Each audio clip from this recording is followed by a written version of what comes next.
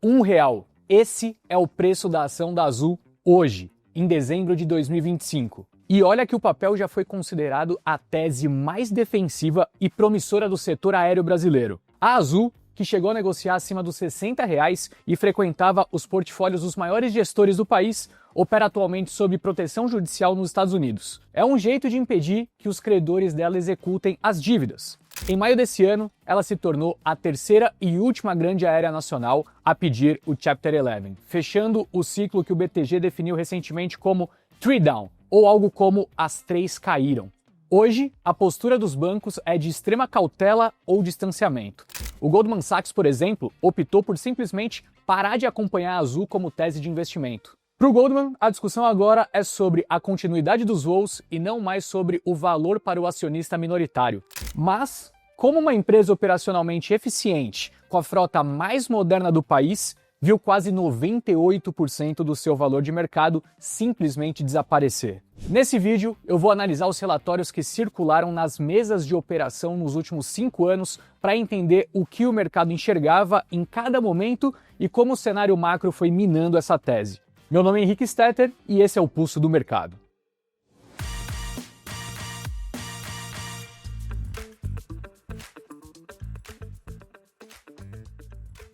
Em 3 de março de 2020, o Ibovespa vinha com máximas históricas e a Azul era vista com muito otimismo.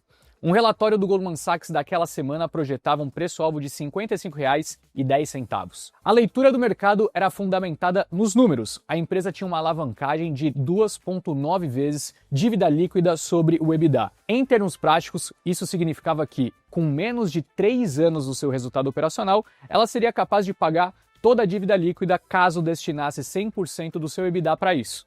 A projeção era de que esse indicador cairia para 2,2 vezes até o fim do ano. Era uma operação completamente redonda. Porém, tinha uma questão a respeito de um vírus que estava começando a circular, mas a análise do relatório era de que o risco não era mais do que um de curto prazo. Além disso, por ser menos exposta a voos internacionais que as rivais, a Azul tenderia a sofrer menos. Mas o cenário mudou rápido. Só 9 dias depois desse relatório do Goldman, a própria Azul retirou suas projeções de lucro. O futuro tinha se tornado incerto demais para sustentar qualquer previsão.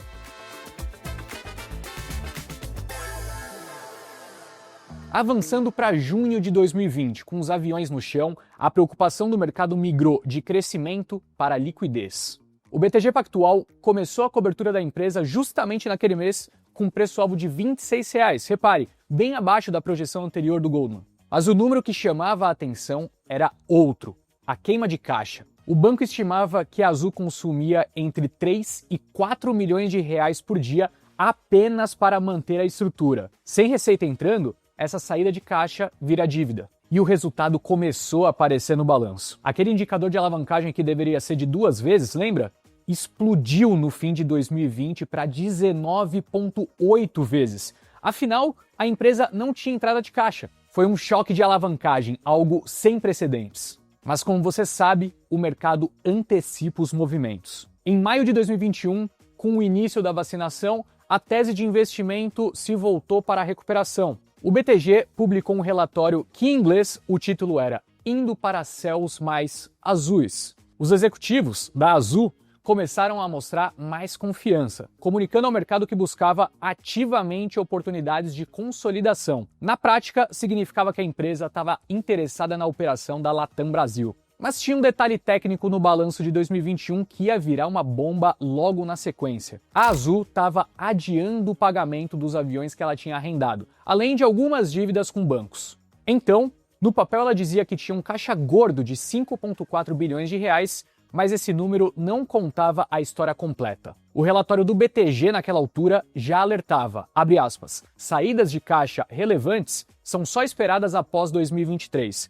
Era um importante, vem aí.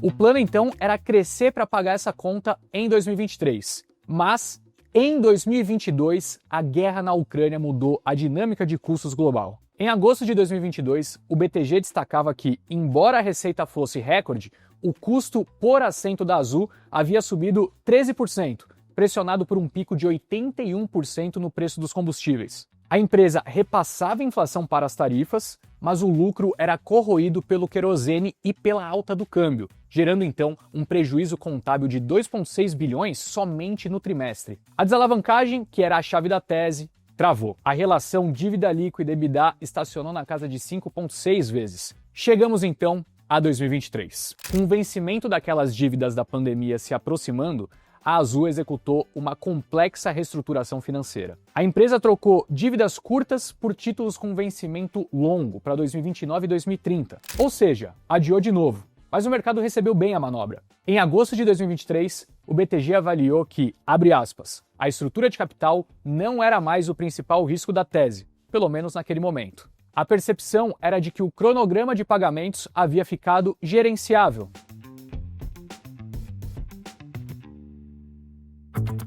Aqui entra a nuance que explica a crise atual. Empurrar a dívida principal para 2030 resolveu o problema de vencimento, mas não o problema dos juros. A dívida acumulada era tão grande que o serviço da dívida, justamente o pagamento de juros e aluguéis, começou a drenar todo o caixa que a operação gerava. Em outubro de 2024, o Goldman Sachs trouxe a realidade à tona.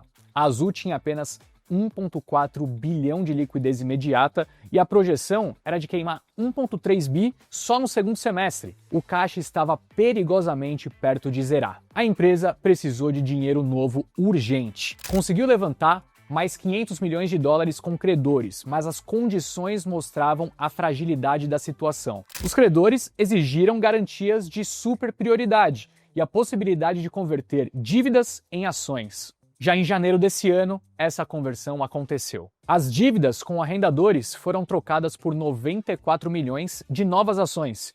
Isso trouxe um novo alívio momentâneo no balanço, mas causou uma enorme diluição na base de acionistas. E o principal, a dívida total ainda era impagável com a geração de caixa atual.